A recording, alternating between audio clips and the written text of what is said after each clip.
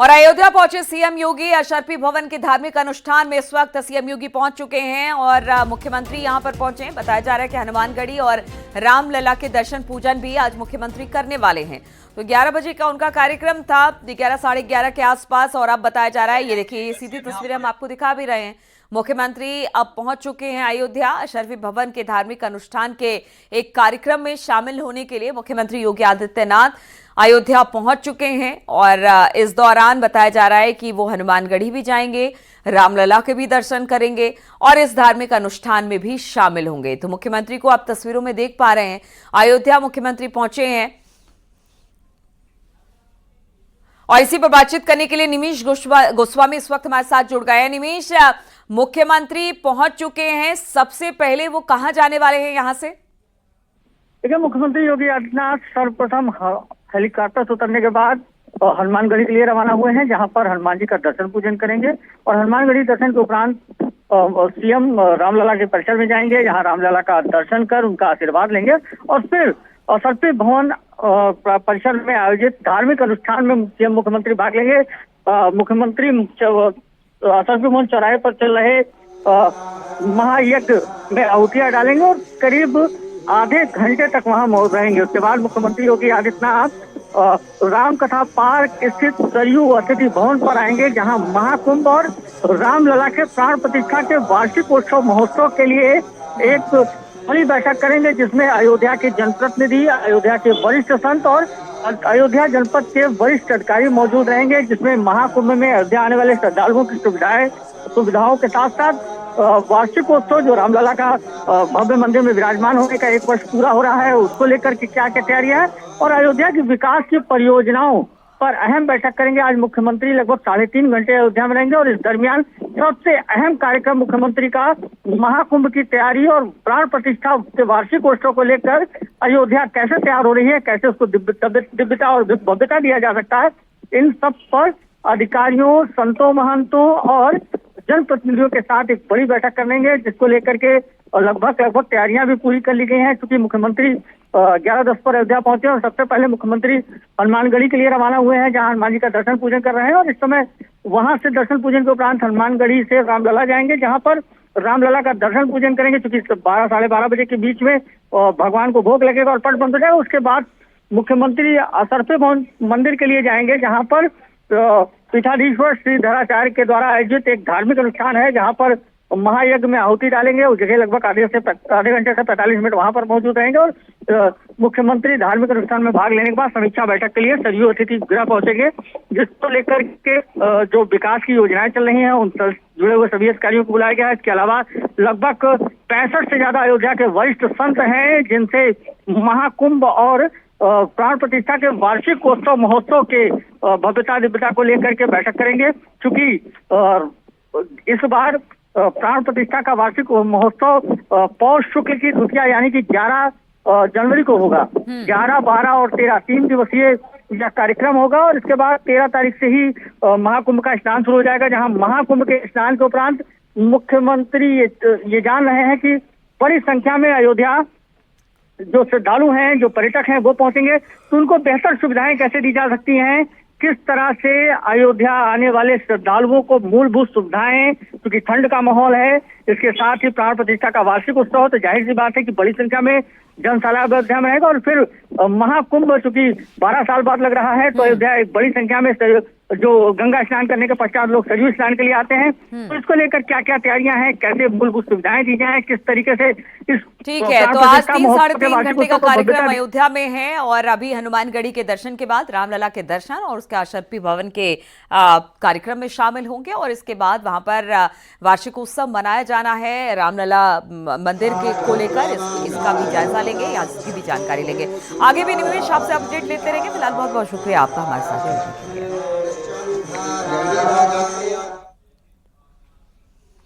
और उत्तर प्रदेश के कई शहरों में मुस्लिम इलाकों में मंदिर मिलने का सिलसिला लगातार जारी है। अब अलीगढ़ में मिला है शुभ मंदिर, जिसके बाद वहां भी पूजा पाठ का दौर शुरू हो चुका है।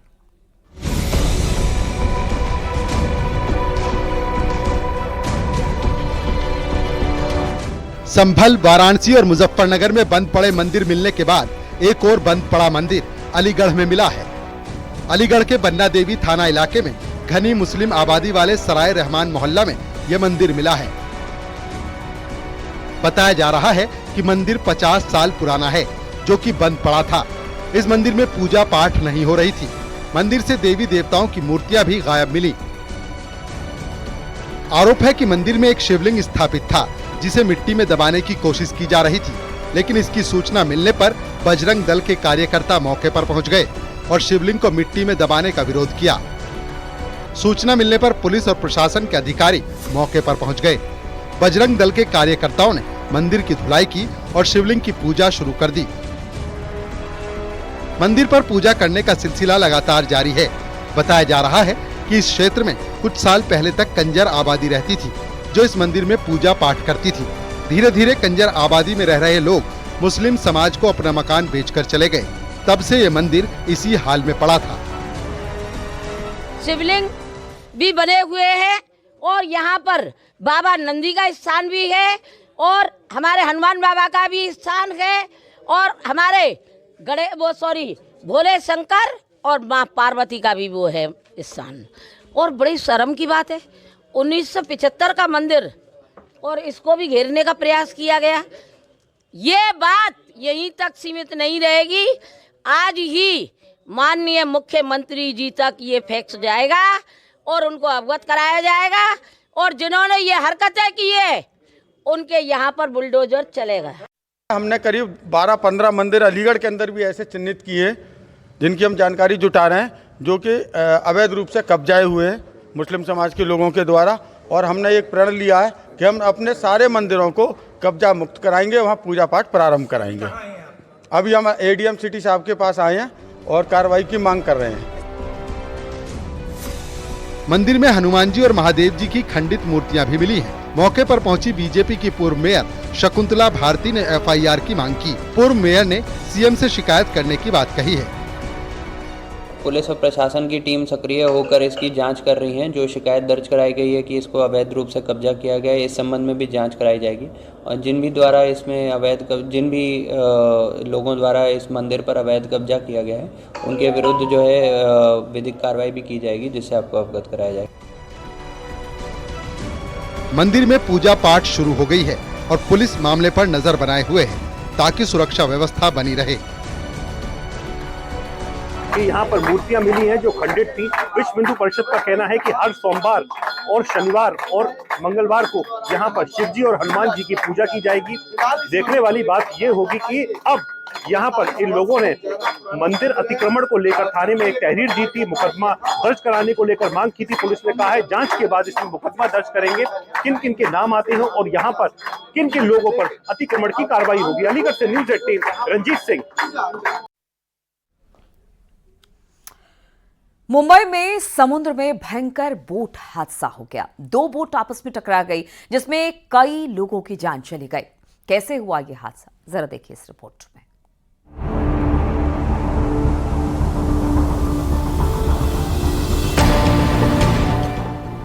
मुंबई में गेटवे ऑफ इंडिया से एलिफेंटा जा रही नीलकमल बोट नेवी के जहाज से टकराने के बाद समुद्र में डूब गई।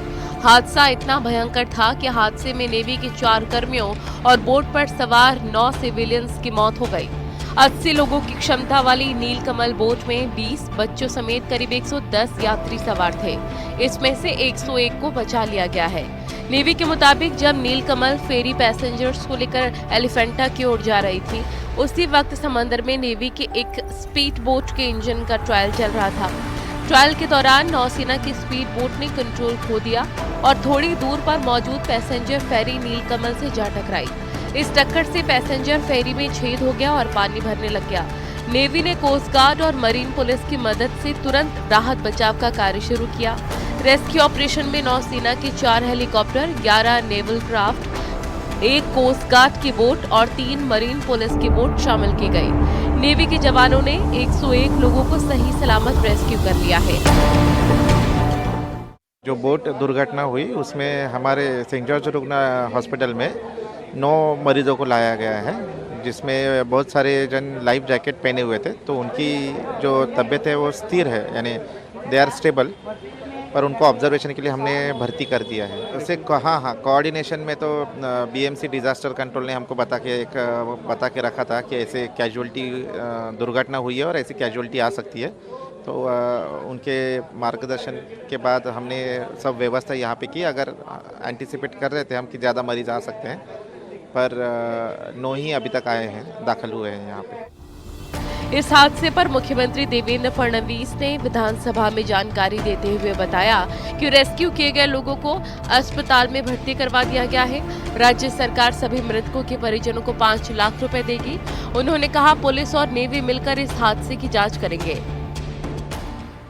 इस एक्सीडेंट में तकरीबन 101 लोगों को सुरक्षित बचा लिया गया है, किंतु 13 लोगों की मृत्यु इसमें हुई है। इन 13 लोगों में 10 सिविलियंस है और 3 नेवी के लोग हैं जिनकी मृत्यु हुई है। 2 व्यक्ति गंभीर रूप से घायल है जिनको नेवी के अस्पताल में ही भर्ती किया गया है। जिन लोगों की मृत्यु हुई है उनको सीएम रिलीफ फंड से 5 लाख रुपए दिए जाएंगे। और ये जो पूरी घटना है, इस घटना की तफ्तीश ये पुलिस भी करेगी और नेवी भी करेगी। मुंबई में हुए बोट हादसे पर पीएम मोदी ने भी दुख जताया और घायलों के जल्द स्वस्थ होने की कामना की। जो लोग मुंबई घूमने जाते हैं उनमें से ज्यादातर लोग एलिफेंट द्वीप घूमने जरूर जाते हैं। जो 110 यात्री हादसे का शिकार हुए वो भी फेरी पर सवार होकर एलिफेंटा द्वीप ही जा रहे थे, लेकिन रास्ते में ही उनकी फेरी हादसे का शिकार हो गई। Bureau report news 18।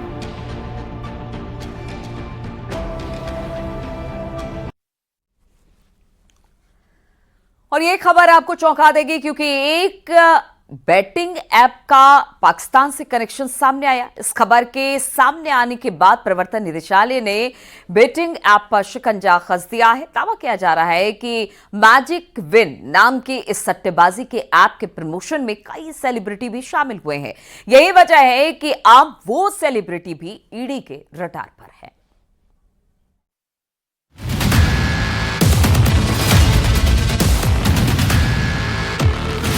Betting app पर ईडी का शिकंजा।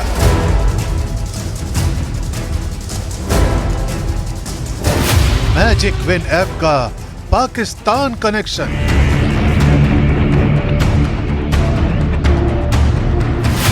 कई सेलिब्रिटी ईडी के रडार पर। करोड़ों की मनी ट्रेल से जुड़ी साजिश। इससे पहले कि हम आपको पाकिस्तान के गोरख धंधे से जुड़ी खबर दिखाएं, ये तस्वीरें देख लीजिए। ये चकाचौंध भरा आयोजन मैजिक विन नाम के सट्टेबाजी ऐप की लॉन्चिंग का है। कई सेलिब्रिटी इस लॉन्चिंग का हिस्सा बने हैं। सट्टेबाजी से जुड़े इस ऐप को गेमिंग वेबसाइट के रूप में दिखाया गया है, लेकिन अब ईडी की नजरें मैजिक विन ऐप और इसकी लॉन्चिंग में शामिल हुए सेलिब्रिटीज पर टिक गई है।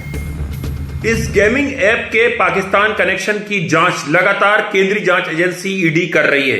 इस मामले में कुछ सेलिब्रिटीज के बयान ईडी दर्ज कर चुकी है और आने वाले वक्त में करीबन 6 से ज्यादा सेलिब्रिटीज, कॉमेडियंस और टीवी एक्ट्रेस को ईडी सम्मन कर उनके बयान दर्ज करने की कोशिश में जुटी हुई है।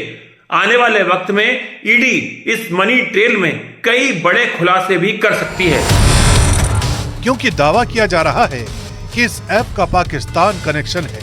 ईडी की जांच में पता चला है कि इस ऐप के जरिए करोड़ों कमाए गए, जिन्हें फर्जी अकाउंट की मदद से बिटकॉइन में इन्वेस्ट किया गया और फिर पैसे को हवाला के जरिए दुबई भेजा गया। लेकिन इस बेटिंग ऐप के गोरख धंधे की कहानी यही तक नहीं है। दावा किया जा रहा है कि जो पैसा हवाला के जरिए दुबई तक पहुंच रहा है, उस पैसे को दुबई से पाकिस्तान भेजा जा रहा है। हैरानी की बात यह है कि इस गेमिंग ऐप को पाकिस्तानी नागरिकों द्वारा तैयार किया गया था और इसे दुबई में बैठे कुछ भारतीय नागरिकों द्वारा ऑपरेट किया जा रहा है। प्रवर्तन निदेशालय को जांच में यह भी पता चला है कि इस वेबसाइट पर दिखाए गए सट्टेबाजी वाले गेम फिलीपींस और दूसरे देशों में खेले जाते हैं, जहां सट्टेबाजी को वैध किया गया है। इन गेम्स के एपीआई यानी एप्लीकेशन प्रोग्रामिंग इंटरफेस को कॉपी करके मैजिक विन पर फिर से प्रसारित किया जाता है। जानकारी के मुताबिक इस ऐप के कई सोशल मीडिया अकाउंट भी हैं, जिनके जरिए इसे भारत में जमकर प्रमोट किया जाता है। लोगों का भरोसा जीतने के लिए इसकी लॉन्चिंग में कई सेलिब्रिटीज को शामिल किया गया। इतना ही नहीं, मैजिक विन के प्रमोशन के लिए कई वीडियो और फोटो शूट किए गए। इस ऐप का प्रचार महाराष्ट्र और गुजरात के अलावा कई राज्यों में बड़े बड़े होर्डिंग्स लगाकर किया गया, ताकि लोगों को लालच देकर उनसे पैसा लूटा जा सके। करीब एक हफ्ते पहले प्रवर्तन निदेशालय ने ऐप से जुड़े लोगों के दिल्ली, मुंबई और पुणे में 21 ठिकानों पर छापेमारी की। इस दौरान 3.55 करोड़ रुपए जब्त किए गए। ये कार्रवाई तब की गई जब मैजिक विन के खिलाफ फर्जीवाड़े की FIR दर्ज कराई गई। दावा किया जा रहा है कि वेबसाइट पर होने वाले सट्टे, पैसे जमा करना, पैसे निकालना और सट्टेबाजी को ऑपरेट करना, सब कुछ पाकिस्तान में बैठे इस ऐप के मालिकों द्वारा किया जा रहा है।